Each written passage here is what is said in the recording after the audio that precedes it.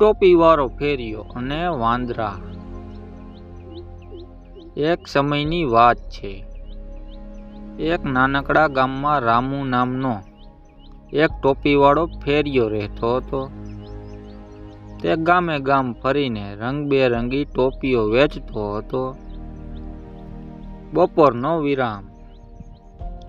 એક ઉનાળાની બપોરે તે ખૂબ થાકી ગયો. તે એક ઘટાદાર વડના ઝાડ નીચે આરામ કરવા રોકાયો. તેણે પોતાની ટોપીઓનો છાંયડો બાજુ પર મૂક્યો અને ઠંડી હવામાં તેને જલ્દી ઊંઘ આવી ગઈ. તેને ખબર નહોતી કે તે જે ઝાડ નીચે સૂતો છે તેના પર ઘણા બધા તોફાની વાંદરાઓ રહે છે. વાંદરાઓનું તોફાન. જ્યારે ફેરિયો સૂતો હતો ત્યારે વાંદરાઓએ તેને ઝાડ પરથી જોયો. તેઓ હળવેકથી નીચે આવ્યા અને ફેરિયાના ટોપલામાંથી બધી ટોપીઓ કાઢી લીધી. દરેક વાંદરાએ એક એક ટોપી માથા પર પહેરી લીધી અને ફરીથી ઝાડ પર ચડી ગયા. તેઓ ખૂબ ખુશ થઈ ગયા હતા અને ઝાડ પર કૂદાકૂદ કરવા લાગ્યા હતા. ફેરિયાની ચતુરાઈ. જ્યારે રામુ જાગ્યો ત્યારે તેણે જોયું કે ટોપલો તો ખાલી થઈ ગયો છે. તે ગભરાઈ ગયો. તેણે અહીં તહીં જોયું પણ ટોપીઓ ક્યાંય નહોતી.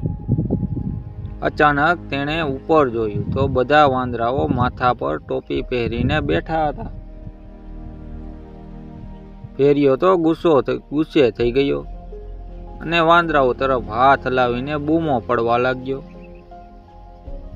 વાંદરાઓએ પણ તેની નકલ કરી અને તેને ચીડાવવાનું ચાલુ કરી દીધું.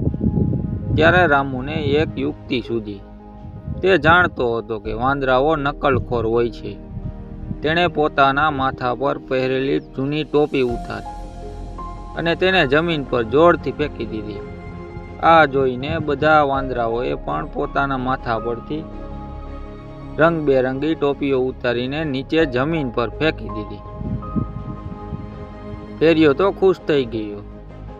તેણે જલ્દી બધી ટોપીઓ વીણીને ફરીથી ટોપલામાં ભરી લીધી અને હસતા હસતા બીજા ગામના રસ્તા પર નીકળી ગયો. આ વાર્તાનો બોધ. મુસીબતના સમયે ક્રોધ કરવાને બદલે ઠંડા મગજે અને ચતુરાઈથી કામ લેવાથી સમસ્યાનો ઉકેલ મળી જાય છે.